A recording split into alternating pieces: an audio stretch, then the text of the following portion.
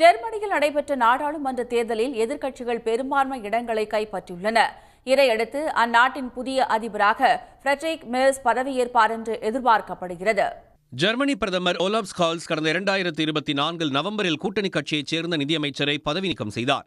இதற்கு எதிர்ப்பு தெரிவித்து நாடாளுமன்றத்தில் நடந்த நம்பிக்கை வாக்கெடுப்பில் ஸ்கால்ஸ் அரசு தோல்வியுற்றதைத் தொடர்ந்து பொதுத் தேர்தல் அறிவிக்கப்பட்டது.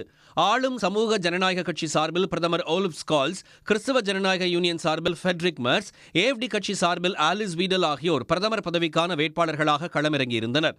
பிரச்சாரங்கள் ஓய்ந்ததை அடுத்து 630 நாடாளுமன்ற இடங்களுக்கான தேர்தல் நேற்று நடைபெற்று முடிந்தது.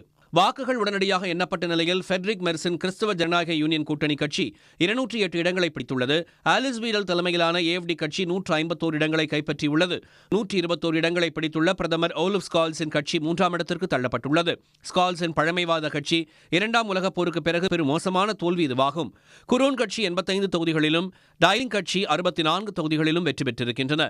ஆட்சி அமைக்க 316 இடங்களில் வெற்றி பெற வேண்டும் என்ற நிலையில் வலதுசாரி கட்சியான AfD-யின் ஆதரவுடன் ஜெர்மனியில் ஆட்சி அமைக்க கிறிஸ்தவ ஜனநாயக யூனியன் கட்சி முயற்சி செய்து வருகிறது. இந்த பேச்சுக்கள் வெற்றி பெறும் நிலையில் ஜெர்மனியின் புதிய பிரதமராக ஃபிரெட்ரிக் மெர்ஸ் பதவியேற்பார் என்று எதிர்பார்க்கப்படுகிறது.